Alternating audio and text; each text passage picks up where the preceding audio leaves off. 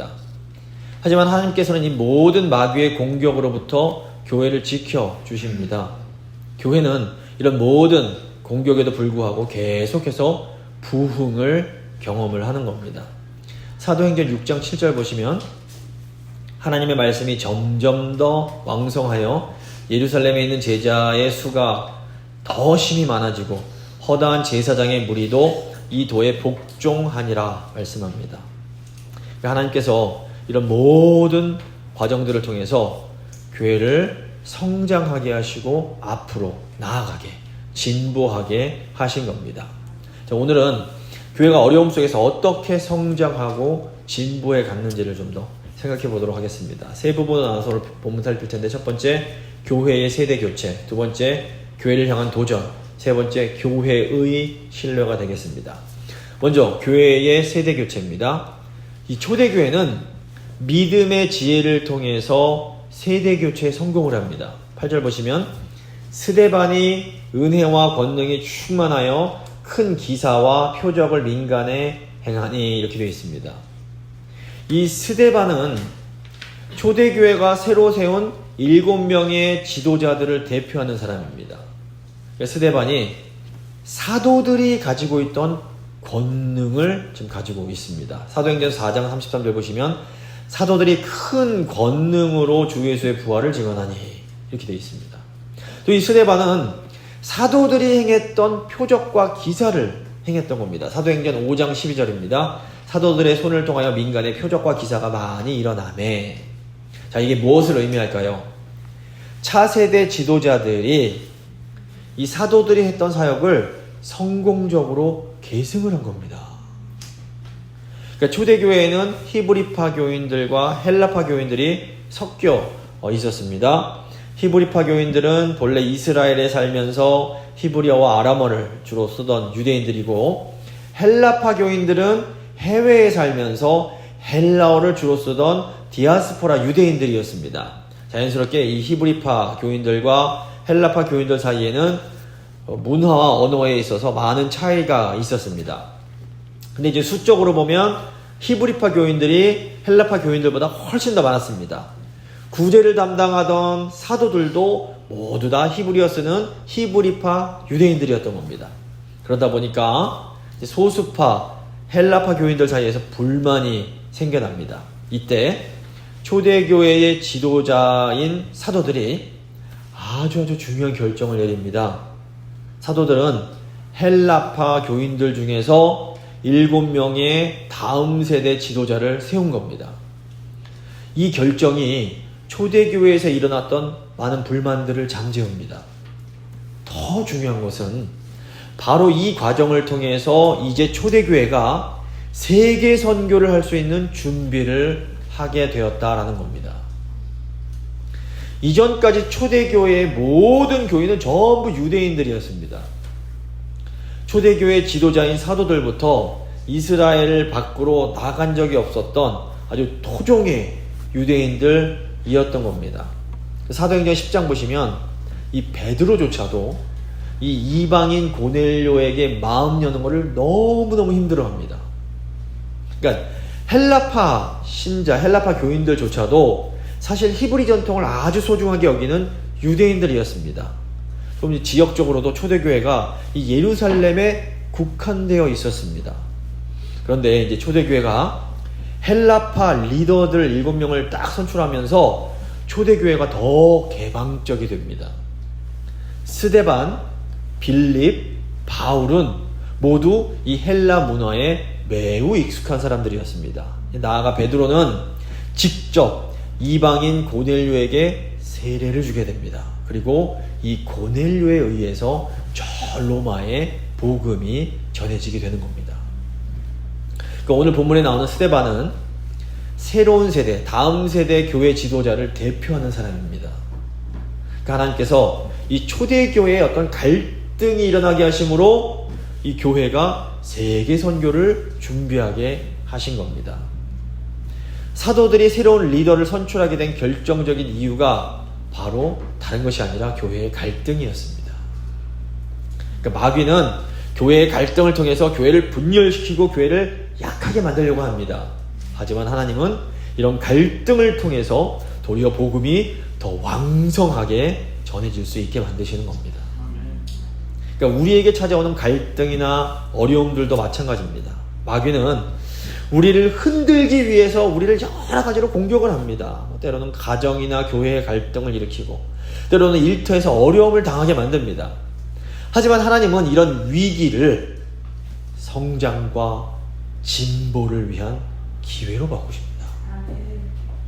그러므로 우리가 갈등이나 어려움을 너무 지나치게 두려워할 필요가 없는 겁니다. 물론 갈등이나 어려움은 결코 쉬운 일은 아닙니다. 하지만 우리가 이런 어려운 상황들을 믿음의 눈으로 바라볼 수 있어야 됩니다. 이 위기를 성장과 진보의 기회로 바꾸기 위해서 꼭 필요한 게 바로 순종입니다. 초대교회가 이 갈등을 새로운 성장의 기회로 변화시킬 수 있었던 것은 그들이 믿음으로 하나님 말씀에 순종했기 때문입니다. 그 사도들을 비롯한 이 히브리파 교인들이 믿음으로 자신의 기득권을 포기한 겁니다. 만약에 히브리파 교인들이 계속해서 자기들의 권리를 주장하려고 했다면 이 세대 교체가 불가능했을 겁니다. 오늘날도 마찬가지입니다. 이 기성세대가 자기들이 붙잡고 있던 것들을 포기할 때에 다음 세대가 세워질 수가 있는 겁니다. 그런데 사실 내가 이렇게 붙잡아 오던 것을 내려놓는다는 거, 이건 정말로 힘든 일입니다. 특별히 어떤 물질이 아니라 오히려 쉽습니다. 내가 옳다고 생각하던 생각을 포기하는 것은 사실 죽기보다 더 어렵습니다. 사도행전 10장 보시면 내가 가지고 있던 이런 생각을 버리는 것이 얼마나 힘든 건지가 잘 나옵니다. 그러니까 정통 유대인이던 베드로가 이방인이 더럽다, 하나님 보시기에 부정하다, 이 생각을 버릴 수가 없는 겁니다. 보시면 베드로는 예수님의 수제자였습니다. 베드로는 예수님을 정말 죽을 만큼 사랑했던 사람입니다. 하지만 이 베드로에게도 그가 가지고 있던 이런 고정관념, 이 생각을 버리는 것은 너무너무 힘든 일이었습니다. 주님께서 베드로에게 3번이나 내가 깨끗하게 했다고 한 걸 네가 더럽다고 말하지 마, 3번이나 말씀하신 후에야 베드로가 자기 고집을 포기를 하는 겁니다. 이게 베드로가 예수님을 사랑하지 않아서가 절대로 아닙니다. 예수님을 정말로 사랑하는 사람도 자기의 생각이나 어떤 신념을 바꾸는 것은 정말로 어렵습니다. 평생 동안 가지고 있던 생각을 바꾸는 것은 사실 인간의 힘으로는 거의 불가능합니다. 근데 사도행전 보시면 초대교회가 이 어려운 일을 해냅니다. 물론 이 변화를 받아들이는 과정이 정말 너무나 힘든 그런 시간이었을 수 있습니다. 그런데 이 변화를 받아들일 때에만 교회는 하나님이 예비하신 새로운 단계로 나아갈 수가 있는 겁니다. 이 세상에서 쉬운 성장, 쉬운 진보란 있을 수 없습니다. 성장에는 언제나 엄청난 수고와 고통이 수반됩니다. 이게 개인이든 가정이든 교회든 아니면 국가든지 여기엔 예외가 없습니다. 또 이게 영적인 일이든지 아니면 어떤 관계 문제라든지 아니면 육체의 일이든 직업적인 일이든 다 마찬가지입니다. 우리가 믿음으로 이 수고와 고통을 감내할 때 우리는 하나님께서 약속하신 약속의 땅으로 들어갈 수 있게 됩니다. 믿음으로 순종하여 이 약속의 땅을 향해서 나아가는, 진보를 향해 나아가는 우리 모두가 될 수 있기를 바랍니다. 두 번째, 교회를 향한 도전입니다. 교회가 이렇게 새로운 단계로 나아갈 때에 마귀는 가만히 있지 않습니다. 9절 보시면 이른바 자유민들, 즉 구레네인, 알렉산드리아인, 길리기아와 아시아에서 온 사람들의 회당에서 어떤 자들이 일어나 스데반과 더불어 논쟁할세. 스데반이 이 소위 자유민들의 회당 사람들과 논쟁을 합니다. 이 자유민들은 이전에 노예였다가 자유 얻은 사람들을 이 자유민, 영어로 freedman이라고 불렀습니다. 이제 학자들은 아마 이 사람들이 기원전, 그러니까 예수님 오시기 한 60년 전쯤에, 63년에 로마 장군 폼페이오스가 유대를 정복을 했는데 이때 이제 노예로 잡혀간 유대인들의 후손일 거다 생각을 합니다. 이 사람들이 이 노예로 있다가 해방된 다음에 로마 제국 전역에 흩어져서 살다가 예루살렘으로 다시 돌아온 겁니다. 이제 이 사람들이 예루살렘 밖에서 살았기 때문에 스데반처럼 헬라어를 사용하던 그런 디아스포라 유대인들이었던 겁니다. 이 자유민의 후손들이 이 예루살렘에서 자기들만의 그 자유민의 회당 공동체를 형성을 했던 겁니다. 근데 이 자유민들의 신앙이 어땠을까요? 한번 생각해 보십시오. 이 사람들은 노예로 끌려가서도 신앙을 지켰던 독실한 유대인들이었던 겁니다. 당연히 그들은 이 유대교의 전통을 너무너무 사랑했습니다. 이 사람들은 유대교의 위협으로 여겨지는 것들에 대해서 아주 강하게 반발했을 겁니다. 사도 바울 생각해 보시면, 사도 바울이 회심하기 전에 그리스도인들을 죽이려고 했던 그 열정을 생각해 보시면 이 사람들의 그런 태도를 알 수 있습니다. 근데 스데반이 바로 이런 사람들과 논쟁을 벌였던 겁니다. 10절 보시면 스데반이 지혜와 성령으로 말함을 그들이 능히 당하지 못하여. 이 자유민들이 지혜와 성령으로 충만해서 말하는 스데반을 이길 수가 없는 겁니다. 제가 지난번에 말씀드렸지만 동방 전통에 따르면 스데반이 바울의 스승인 가말리아의 문화에서 배웠을 가능성이 있습니다. 스데반은 성령으로 충만할 뿐 아니라 지적으로도 매우 뛰어난 사람이었던 겁니다. 사도행전 7장 보시면 스데반이 했던 그 설교 전문이 쫙 나옵니다.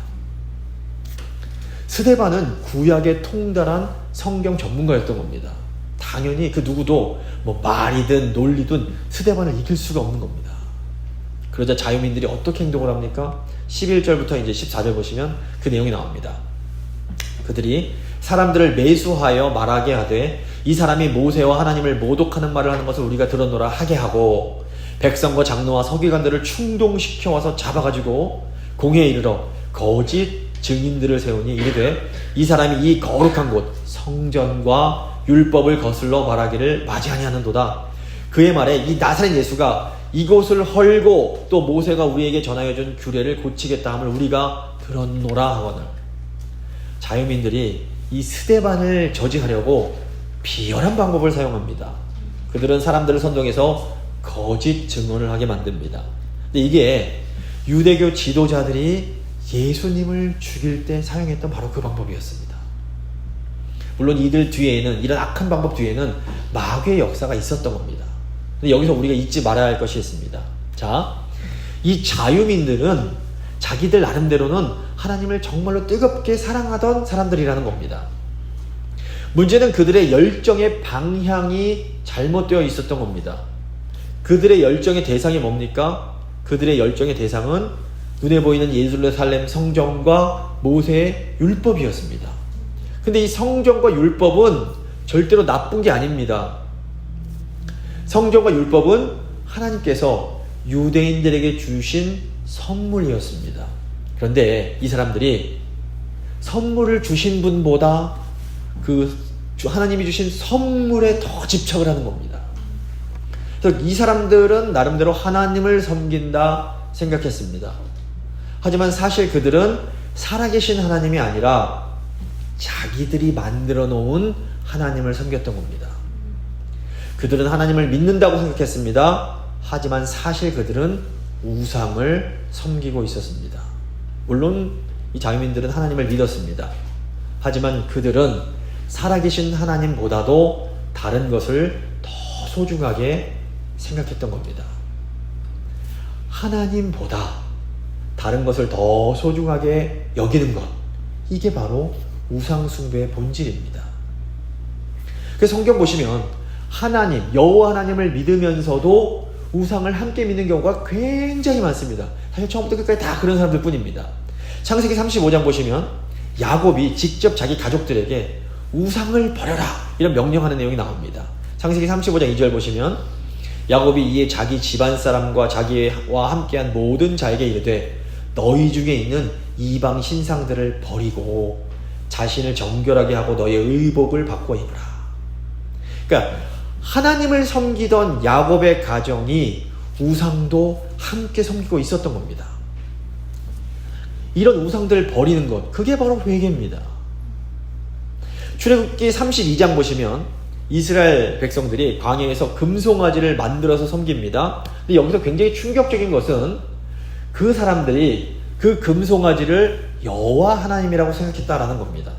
출애굽기 32장 4절 보시면 아론이 그들의 손에서 금고리를 받아 부어서 조각칼로 새겨 송아지 형상을 만드니 그들이 말하되 이스라엘아 이는 너희를 애굽 땅에서 인도하여 낸 너희의 신이로다.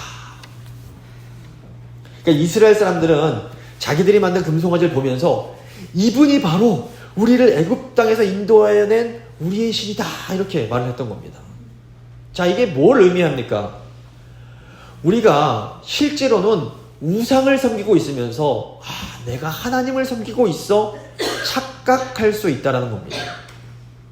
사실 오늘날 교회 출석하는 많은 사람들이 하나님을 믿으면서도 우상을 섬기고 있습니다. 많은 그리스도인들이 돈이라는 우상을 섬기고 또 때로는 자녀라는 우상을 섬기고 또 때로는 자기 자신이라는 우상을 섬깁니다. 물론 돈을 사랑하고 자녀를 사랑하고 자기 자신을 사랑하는 것 이게 꼭 나쁜 것은 아닙니다. 돈도 하나님이 주신 축복이요 자녀도 하나님이 주신 축복이요 그리고 자기 자신을 사랑해야 또 이웃도 사랑할 수가 있는 게 맞습니다. 그런데 이런 것들이 하나님보다 더 우선될 때 이게 이제 우상으로 변하게 되는 겁니다. 그리고 우상은 우리가 하나님의 말씀에서 벗어나게 만듭니다.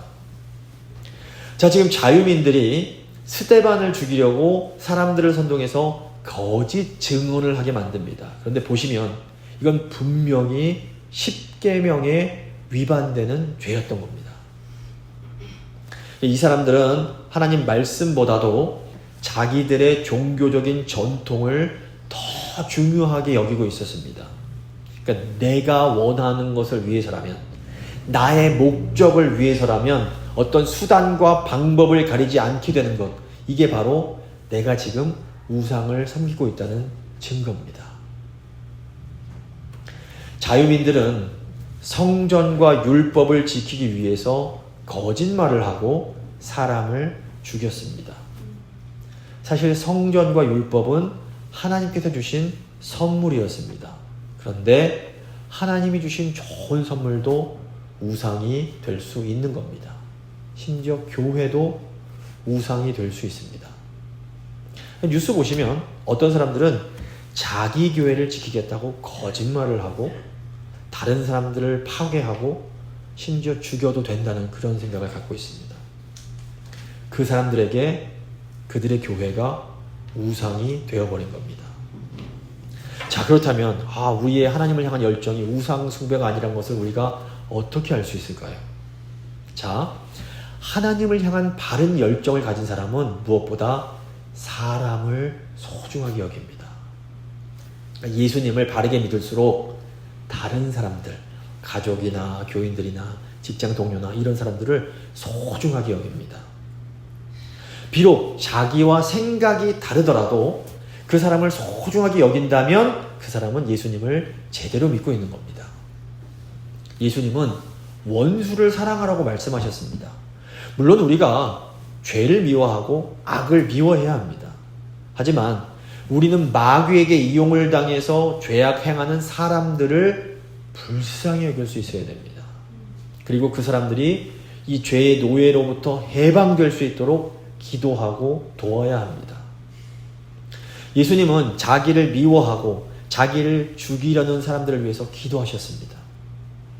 그리고 예수님은 죄의 노예가 된 사람들을 구원하기 위해서 자기를 희생하신 겁니다. 예수님이 오른뺨을 때리는 자에게는 왼뺨도 내주라고 말씀하십니다. 근데 이것이 바로 이 세상은 절대로 이해할 수 없는 교회의 능력입니다. 2000년 동안 교회는 이 세상의 권력으로부터 무수히 많은 핍박과 공격을 받았습니다. 그런데 교회는 지금까지 굳건히 살아남았습니다. 절대적으로 보이던 세상 권력들은 계속해서 무너져 갔습니다. 하지만 교회는 계속해서 퍼져나갔습니다. 그 많은 핍박에도 불구하고 교회가 생존할 수 있었던 그 힘은 복수가 아닌 사랑이었습니다. 잠깐은 강한 권력이 이기는 것처럼 보입니다. 하지만 결국에는 사랑과 용서가 이기게 됩니다. 우상을 섬기는 사람들은 앞으로도 계속해서 이제 교회를 공격할 겁니다. 하지만 교회는 또 계속해서 사랑과 용서로 그들을 죄로부터 구원을 해 주어야 합니다. 자, 이제 마지막 세 번째, 교회의 신뢰입니다. 교회는 하나님의 선하심을 신뢰합니다. 15절 보시면 공회 중에 앉은 사람들이 다 스데반을 주목하여 보니 그 얼굴이 천사의 얼굴과 같더라. 이 공회에 앉은 사람들이 스데반을 볼 때 마치 천사를 보는 것처럼 아름답게 느껴지는 겁니다. 이것은 스데반이 얼마나 거룩한 사람이었는지를 보여줍니다. 스데반은 정말로 성령과 은혜가 충만한 하나님의 사람이었습니다.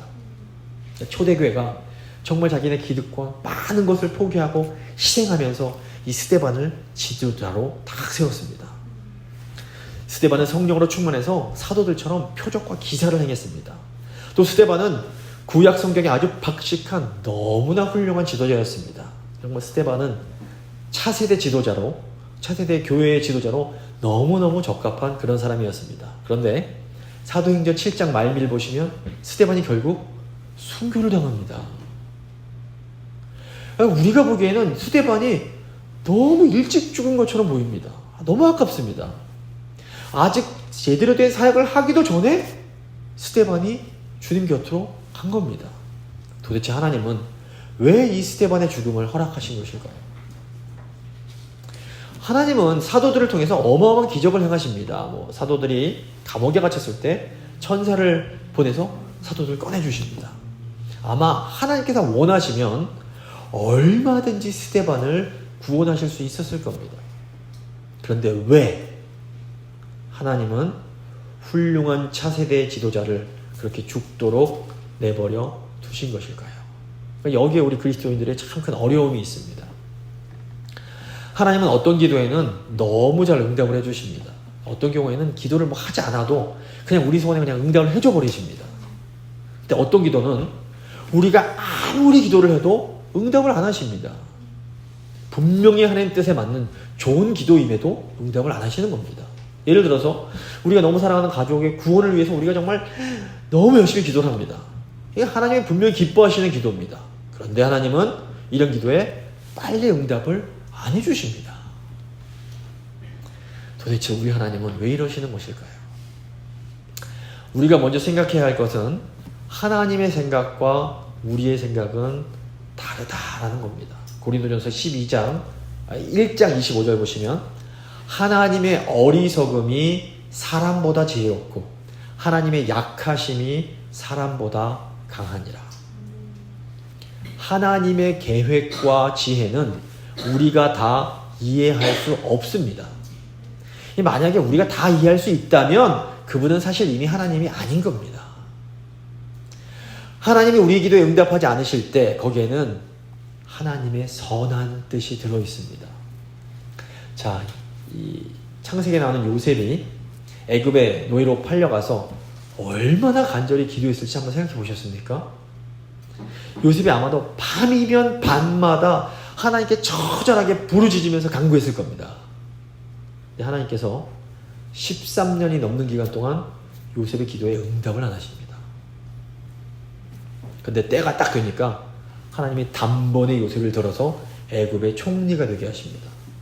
그리고 요셉이 총리가 되어서 언약 백성들, 자기 가족들을 구원할 수가 있게 됩니다. 이스라엘 백성들이 수백 년 동안 애굽에서 종살이를 했습니다.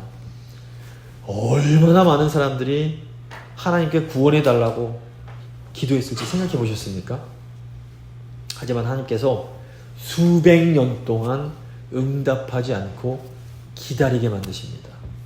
그리고 때가 되니까 하나님께서 모세를 통해서 이스라엘을 구원해 내십니다. 근데 이 긴 기다림의 시간 동안 하나님의 백성이 70명에서 200만 명으로 증가를 합니다.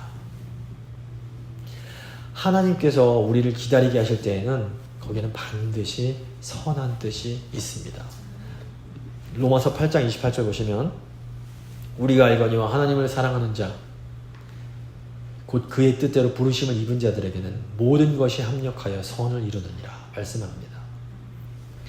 우리가 하나님을 믿는다라는 것은 이 하나님의 선한 뜻을 믿는 것입니다. 하나님의 뜻을 믿는다라는 것은 내가 이해할 수 없는 상황에서도 하나님이 나를 위하여 신실하게 역사하고 계심을 신뢰하는 겁니다. 사도행전 7장 보시면 스데반이 순교하던 바로 그 자리에 사도 바울이 있었습니다. 사도 바울 이외에도 그 자리에 있던 많은 사람들이 스데반의 죽음을 보고 큰 충격과 감동을 받았을 겁니다.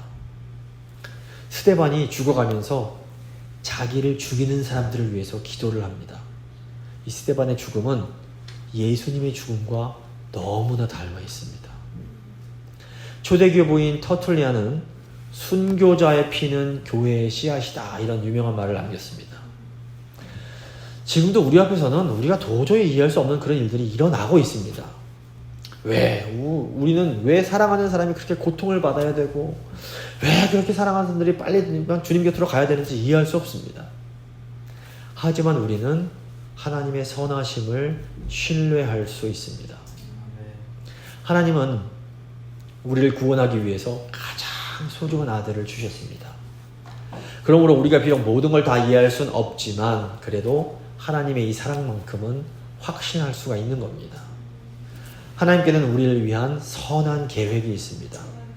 이 세상에서 일어나는 모든 일들은 우리가 몰라서 그렇지 하나님의 선한 뜻 가운데 이루어져 가고 있는 겁니다.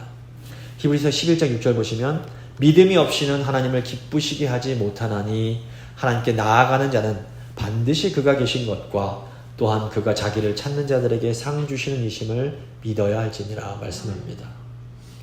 우리가 하나님을 신뢰하면서 나아갈 때에 하나님은 반드시 우리에게 가장 좋은 것을 주십니다. 언제나 이 믿음으로 전진하는 우리 모두가 될 수 있기를 바랍니다. 말씀을 마무리 짓도록 하겠습니다. 초대교회는 믿음으로 순종함으로 세계 선교를 위한 준비를 하게 됩니다. 우리가 믿음으로 순종할 때에 우리가 새로운 약속의 땅으로 나아갈 수가 있게 됩니다. 우리가 또 믿음으로 나아갈 때 마귀는 교회를 공격을 합니다. 하지만 우리는 사랑으로 우상 섬기는 사람들을 위해 기도하고 그들을 구원해야 합니다. 우리가 하나님의 계획을 다 이해할 수는 없습니다. 하지만 교회는 하나님의 사랑과 선하심을 신뢰할 수 있습니다. 하나님을 신뢰하며 믿음으로 순종하여 약속의 땅으로 나아가는 우리 모두가 될 수 있기를 간절히 소망합니다.